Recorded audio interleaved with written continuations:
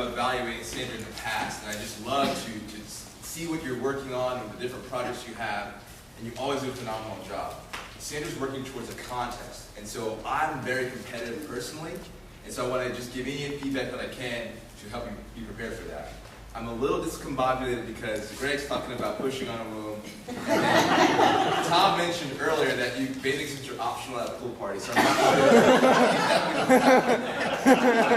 going to pull myself together, go off some notes here. Again, you did a great job, Sandra, just with great story, great use of stats and information to support your speech.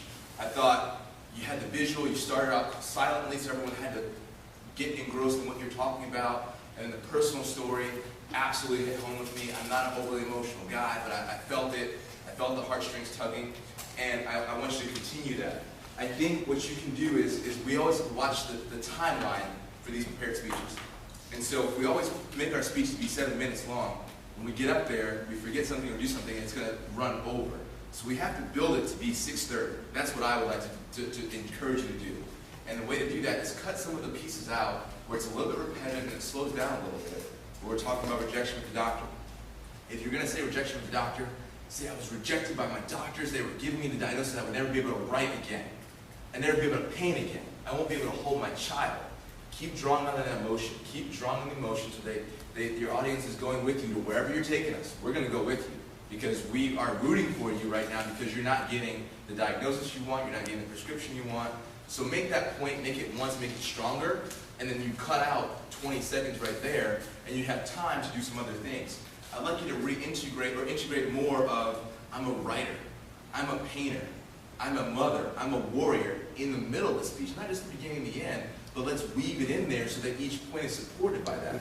Because of this diagnosis, I can't write. Because of this thing, I can't paint, I can't.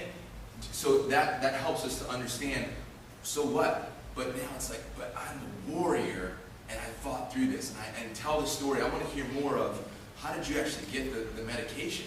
Because it was a very long build up to, I got the medication and now it's on to the next thing. I want to hear more of the success. What else have you done since you've been able to thrive in the new environment?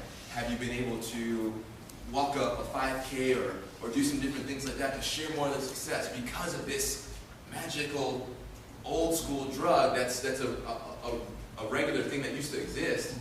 What else could I do with myself? What else can I do to inspire others? So I would just see if you can incorporate that. I know you have a very well-prepared, well-organized speech, but just look at it to see if you can make a couple modifications to get all those reinforcing points in there.